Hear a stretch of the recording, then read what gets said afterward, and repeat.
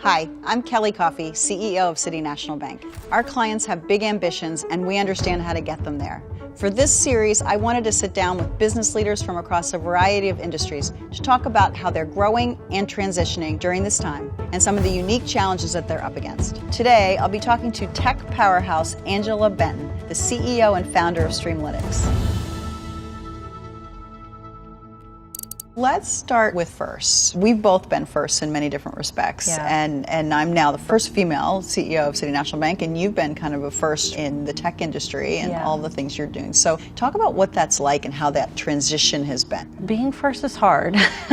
Being the first at anything is hard, and you consistently have to see the glass half full. Mm-hmm. Being an entrepreneur, being the first, being an innovator, like that's not a scary thing for you. You can reap a lot of rewards, personal rewards from that, just in terms of, legacy, what you leave behind. So what we're doing at Streamlytics is we're basically working with consumers, but we're also working with businesses to help provide ethical access to first-party data. Do you have any particularly tough moments that you could talk about? I remember I had a conversation with someone in Silicon Valley and they were like, oh, what do you do? And I'm like, oh, well, I started the first accelerator for minorities. They were like, well, why do we need that? Because there's a lot of information online for startups and people can get access to capital. It doesn't really seem like that's needed. It's changed, yes, but it's definitely not perfect. Yeah. So there's a lot more capital that's being deployed now. There's a lot more founders of color who are in and out of Silicon Valley. There are a lot more people who are just working in tech. And so there is a lot that has changed. But when you look at, I think, more broadly, the scope of how much capital in general is deployed into high growth technology companies, and then what the makeup of those founders are, we still have a long way to go. It's still a small portion of that overall. Absolutely. What were some of your more challenging moments, like as a first, like leading a bank? I didn't necessarily come in with wanting to be a CEO or wanting a specific job.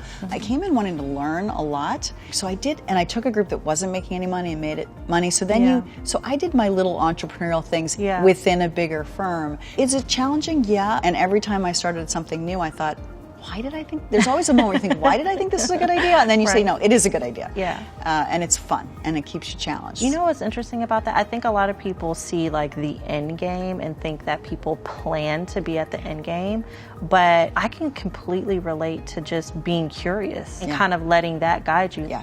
And wanting to learn. How did you think about moving from the incubator to Streamlytics? What was your journey? I really felt like I had contributed as much as I could contribute. There were no real minority entrepreneurs in Silicon Valley. We were really a catalyst to all of this activity in the industry. So I felt like, okay, I feel like I'm good with that. You did that. And so that's how I knew it was kind of time for me to move on, but I had no idea what I wanted to do next. And because I have a background in technology, I was like, well, I want to use data to inform some of my decisions. But when I started to look at what type of shows are people streaming, like I'm not going to focus on, a broadcast because streaming is a growing market. So I only want to know what people are streaming. And I feel like this is where the market is going.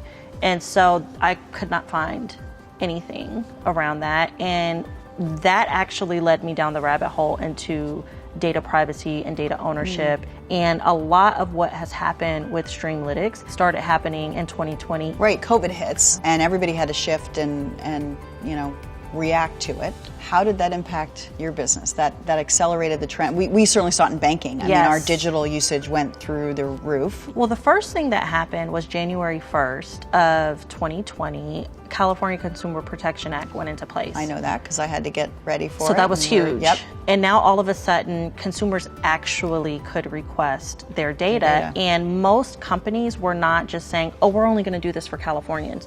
They were making, changes across their platforms, which really benefited our business.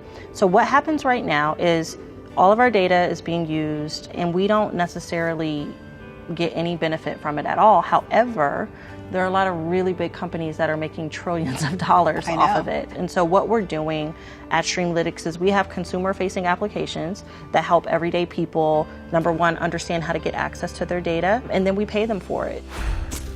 You also just launched Culture. Yes. Talk a little bit about that and how that's different and how that's important. So culture is a part of Streamlytics. It is our consumer-facing application specifically for the African American community.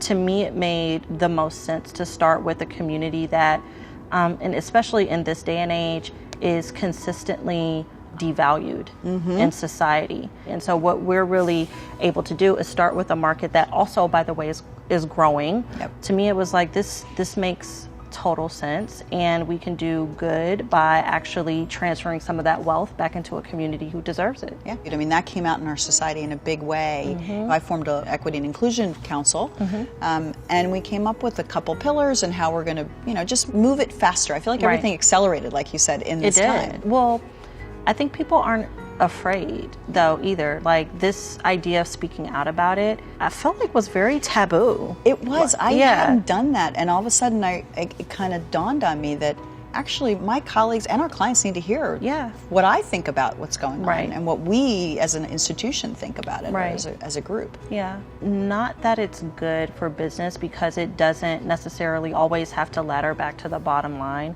but this kind of goes back to the culture of the company that you're building. It's the right thing to do. Right. Actually, I attracted more money the more I walked away from it. The more I drew a line in the sand and said, you're not necessarily a good fit for us, the better it became. Sure. And I think that's really important. I've seen that with entrepreneurs, with companies over time, where they do have an investor that maybe their interests weren't aligned, their timing wasn't aligned, and they're forced to do something that they don't actually want to do. So I think that's really good advice. Yeah. Well, Angela, it's been so great to talk to you today. I really appreciate it, and I wish you great luck with Streamlytics. Thank you so much.